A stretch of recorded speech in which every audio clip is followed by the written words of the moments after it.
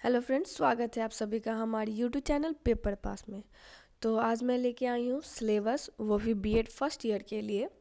और ये जो सिलेबस है वो हमारे आर्यभट्ट नॉलेज यूनिवर्सिटी का है, जो कि पटना दैट इज़ बिहार में इस्टेब्लिश है। और मुझे लगता है कि किसी भी कोर्स को पढ़ने से पहले या उसे कैसे पढ़ा जाए, क्योंकि फर्स्ट ईयर वाले के लिए ये बिल्कुल ही एक नया कोर्स है। और उसके लिए मुझे लगता है सिलेबस को समझना, सिलेबस को देखना बहुत ज़रूरी होता है। इससे आपको पूरा आउटलुक पता चल जाएगा कि आपको क्या पढ़ना है और क्या नहीं पढ़ना है। इस यूनिवर्सिटी की सबसे अच्छी बात यही है कि आप जो भी एग्ज़ाम में क्वेश्चन देखोगे ना, क्वेश्चन बिल्कुल सिलेबस के अकॉर्डिंग ही रहता है। अगर आप पूरा सिलेबस कवर कर लेते हो तो आपका एग्ज़ाम में आपको कोई दिक्कत ही नहीं आने वाली है। ठीक है, तो चलिए हम लोग शुरू करते हैं।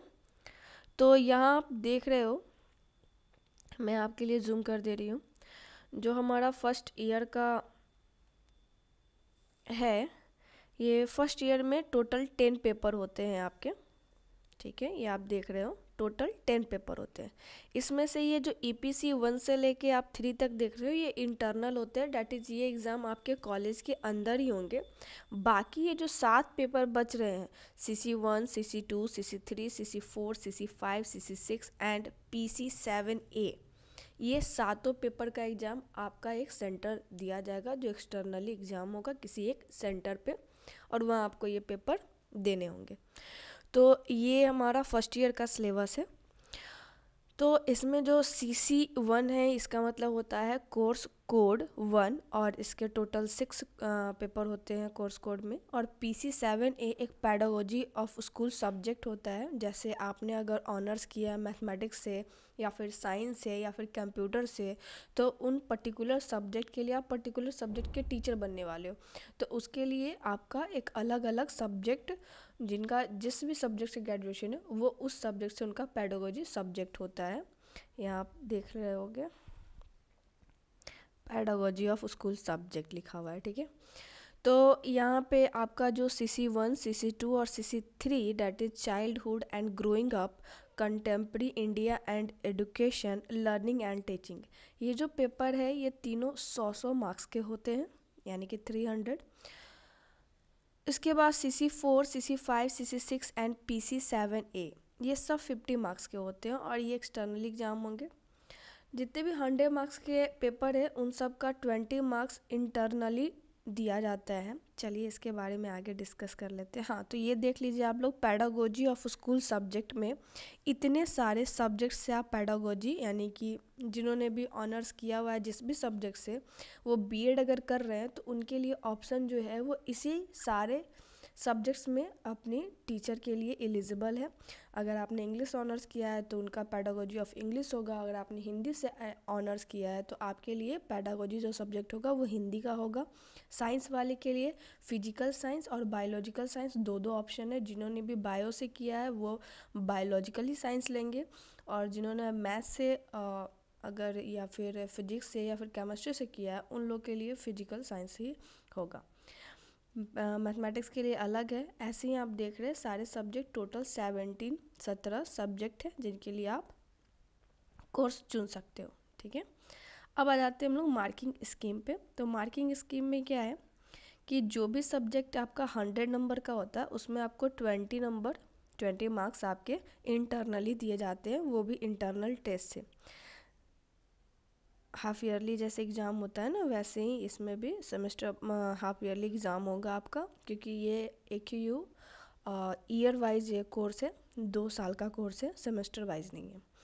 तो यहाँ पे आपके 10 मार्क्स इंटरनल टेस्ट से दिए जाएंगे, और 10 मार्क्स आपको असाइनमेंट या प्रोजेक्ट जो भी कुछ बनाने को दिया जाएगा उससे डिसाइड होगा। और ये जो मार्क्स हो गए टोटल 20 मार्क्स के, और ये जो 20 मार्क्स होते हैं, और ये जो है वो 100 मार्क्स के पेपर के लिए, डैट इज़ CC1, CC2 और CC3 के लिए। बाकी जो कोर्स ऑफ इंटरनल मार्क्स, यानी कि जो 50-50 मार्क्स के पेपर थे, उनके लिए 5 नंबर जो दिए जाएंगे वो इंटरनल टेस्ट से दिए जाएंगे, और 5 नंबर असाइनमेंट या प्रोजेक्ट के, टोटल आपको 10 मार्क्स दिए जाएंगे। ठीक है, चलिए फिर अब आ जाते हैं आप क्योंकि ये एक ट्रेनिंग कोर्स है, इसमें आपको ये पढ़ाया जाएगा कि आपको बच्चों को पढ़ाना क्या है। ठीक है, आपको इसमें सब्जेक्ट नहीं पढ़ाए जाते हैं, क्योंकि सब्जेक्ट आप बहुत अच्छे से ग्रेजुएशन में उसके बारे में आपने नॉलेज ले रखा है। तो अब आ जाते हैं, क्योंकि आपका ये ट्रेनिंग है तो आपको इसमें स्कूल इंटर्नशिप यानी कि स्कूल में पढ़ाने को दिया जाता है, और फर्स्ट ईयर वाले स्टूडेंट के लिए 4 वीक का ये टाइम पीरियड होता है। डैट इज़ आपको लगभग 1 मंथ आपको स्कूल में टाइम देना है। ठीक है, तो आपको जो टाइम देना है वो हर प्रत्येक दिन 5 घंटे का टाइम आपको स्कूल में देना है। और आप जब स्कूल इंटर्नशिप करोगे तो आपको स्कूल इंटर्नशिप का 50 मार्क्स दिया जाता है। ठीक है, इंटरनल जो कि कॉलेज वाले देते हैं। तो उसमें आपको क्या क्या बनाना होता है, कुछ प्रोजेक्ट असाइनमेंट्स तैयार करने होते हैं एक तरह से। तो आपको स्कूल डायरी, आपने जो भी स्कूल में आज पढ़ाया है, क्या हुआ, कोई असेंबली हुई, कोई मीटिंग हुआ, कोई इवेंट हुआ, तो उन सब के बारे में मेंशन करना है। दूसरा जो है वो है classroom observation and classroom observation, जिसके लिए आपको 10 मार्क्स दिए जाते हैं। दैट इज़ आपको क्लासरूम को ऑब्जर्व करना होता है, बेंच डेस्क ये सारी कुछ। तीसरा जो है स्कूल ऑब्जर्वेशन। चौथा है टीचर स्टूडेंट डायलॉग्स, यानी कि आप जब पढ़ा रहे हैं या फिर आप कोई गेम करवा रहे हो क्लास में, तो उसमें आपने क्या बोला, स्टूडेंट का क्या रिस्पॉन्स था, वो सब कुछ मेंशन करना होता है। केस स्टडी, और 10 नंबर का होता है लर्निंग प्लान, और ये लर्निंग प्लान मुझे लगता है 50-60 बनाने होते हैं फर्स्ट ईयर में। ठीक है, लर्निंग प्लान आप लोग को उसके लिए मैं एक अलग से वीडियो बनाऊंगी कि लर्निंग प्लान कैसे बनाया जाता है। तो ये हो गया आपका मार्किंग स्कीम, जो कि आप स्कूल इंटर्नशिप में जो आप 1 महीना स्पेंड करने वाले हो, उसी टाइम पीरियड में आपको क्लास तो लेनी ही है। मतलब फर्स्ट ईयर वाले क्लास लेने नहीं होते, देखने होते हैं कि बाकी जो टीचर उस स्कूल के हैं वो कैसे पढ़ा रहे हैं, उनको ऑब्जर्व करके सीखना होता है। चलिए, तो अब आ जाते हैं, यहाँ आपको मार्किंग स्कीम का पूरा ओवरव्यू दिख रहा है। ये फर्स्ट ईयर वाले के लिए है। तो CC1, CC2, CC3, CC3 तक आप देख रहे हो कि ये टोटल 100 मार्क्स का है। उसके बाद CC4 से लेके आपको पूरा EPC3 तक, डेट इज जो इंटरनल का पेपर था, वो सारा 50 नंबर का ही है। तो जितने भी 100 मार्क्स के पेपर है, उनके लिए आपको 80 मार्क्स एक्सटर्नली जो आप पेपर पे लिख के आओगे रिटर्न, उसके बेसिस पे दिए जाएंगे, और 20 मार्क्स आपके कॉलेज के तरफ से इंटरनल, जो भी इंटरनल टेस्ट होगा, या आपने जो भी असाइनमेंट या प्रोजेक्ट आपको बनाने को दिया गया था, आपने जो भी सबमिट किया, उस बेसिस पे दिया जाएगा।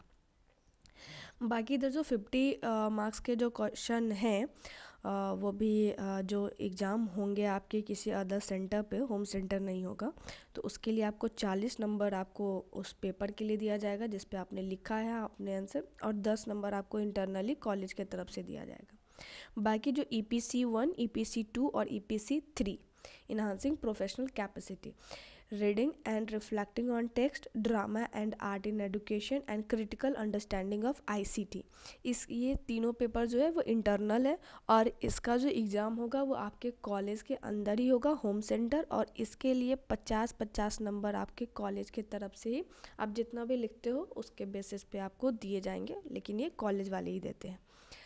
तो आपका टोटल जो फर्स्ट ईयर का मार्क्स होता है वो 650 मार्क्स का होता है। अब देख लेते हैं ग्रेडिंग सिस्टम, यानी कि आपका जो भी ओवरऑल रिज़ल्ट होगा, अगर आप 86% से ऊपर जाते हो तो आपको O ग्रेड दिया जाएगा। अगर आप 76 से 85 के बीच में आपका परसेंटेज है तो आप A+ डैट इज़ एक्सीलेंट माने जाओगे। 66 टू 75 अगर है तो A ग्रेड होगा आपका। 56 टू 65 है तो B ग्रेड समझा जाएगा, और 45 टू 55% है तो C डैट इज़ एवरेज माना जाएगा, और अगर आपका 45% से कम है तो B.Ed में ये फेल माना जाता है, डैट इज़ D ग्रेड। अब हर एक पेपर का पर्टिकुलर जो सिलेबस है उस पर हम लोग आते हैं। और देखो, आपको बस सिलेबस ही कंसीडर करना है, क्योंकि ये यूनिवर्सिटी जो भी क्वेश्चन बनाती है वो सिलेबस के अंदर का ही होता है। अगर आप सिलेबस पूरा प्रिपेयर कर लेते हो तो आपको टेंशन लेने की कोई ज़रूरत नहीं है। तो आपका जो CC1 है वो है चाइल्डहुड एंड ग्रोइंग अप। ये वीडियो थोड़ा लंबा बन जाएगा, कोई बात नहीं। चलिए, तो इसमें आपके 4 यूनिट होते हैं, तो हर एक यूनिट से आपको एक एक क्वेश्चन अटेम्प्ट करने होते हैं। तो आप देख लीजिए अच्छे से, और हर एक क्वेश्चन 60 नंबर के होते हैं, 16 नंबर के। तो हर एक यूनिट को अच्छे से प्रिपेयर आपको करना ही पड़ेगा। इसमें 4 यूनिट है, आपको दिख रहे होंगे, पहला यूनिट, दूसरा, ये रहा तीसरा यूनिट, और ये रहा चौथा, है ना। यहाँ पे आ जाते हैं कुछ रेफरेंस, यानी कि इन सिलेबस में जो भी टॉपिक दिए गए उसके लिए कुछ रेफरेंस बुक दिए गए हैं। आप इन सब में से कोई भी एक बुक देख सकते हैं, क्योंकि आप बीएड कोर्स का देखोगे ना, तो कोई भी यूनिवर्सिटी का जो पर्टिकुलर सिलेबस है, किसी एक बुक में आपको सारे टॉपिक नहीं मिलेंगे। किसी बुक में कुछ टॉपिक होते हैं तो कुछ नहीं होते, तो अलग अलग बुक आपको देखना पड़ेगा ही। सेकेंड जो पेपर है वो है आपका CC2 contemporary India and education. इसमें भी आपके 4 यूनिट है और 4 यूनिट से एक एक क्वेश्चन आपको करने ही होते हैं, तो आपको चारों यूनिट प्रिपेयर करना पड़ेगा। इसमें भी रेफरेंस बुक के लिस्ट दिए गए हैं। ये है आपका CC3 लर्निंग एंड टीचिंग। इसमें भी आपके 4 यूनिट होंगे और चारों यूनिट आपको प्रिपेयर करना पड़ेगा, क्योंकि एटलीस्ट 1 क्वेश्चन हर एक यूनिट से आपको अटैम्प्ट करना ही होता है।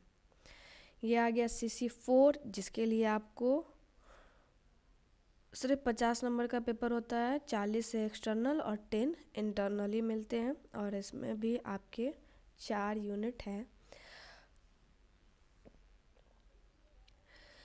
लेकिन मुझे जैसा याद है कि मैं जिस कॉलेज से बीएड कर रही थी उसमें बस 2 ही यूनिट इस पेपर का कंसिडर किया गया था। 2 यूनिट को वो लोग कट ऑफ कर दिए हुए थे, उनका एक अलग ही थोड़ा सा ऐसे मिनिमाइज सिलेबस था।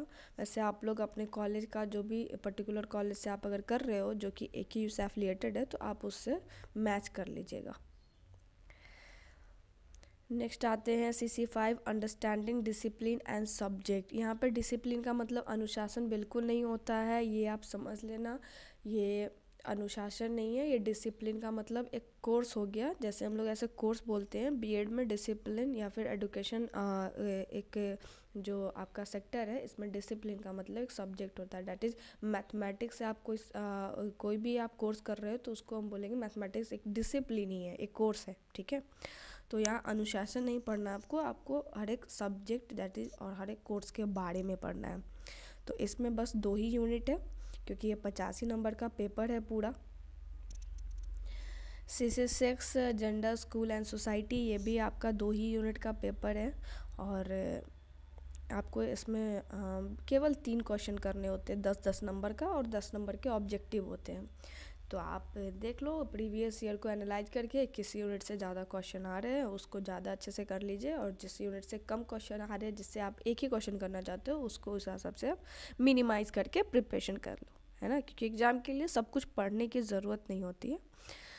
तो अब जो पेडागोजी सब्जेक्ट है वो आपको ऐसे पेज नंबर वाइज दिया हुआ है। आपका जो भी सब्जेक्ट है आप उस पेज नंबर पे जाइए और उसका सिलेबस देख लीजिए, क्योंकि मैं अब हर 17 आप सब्जेक्ट समझ रहे हो उस सब का सिलेबस दिखाऊंगी, तो ये वीडियो बहुत ज़्यादा लंबा हो जाएगा, है ना। तो इसको मैं यहीं पर रोक दे रही हूँ। वैसे इसका PDF आपको मैं डिस्क्रिप्शन बॉक्स में दे दूँगी, आपको जो भी सब्जेक्ट का देखना है आप वहाँ से देख सकते हो, या फिर आप अगर गूगल पे भी सर्च करते हो syllabus of AKU Aryabhatta knowledge university, तो आपको वहाँ भी इसका PDF मिल जाएगा।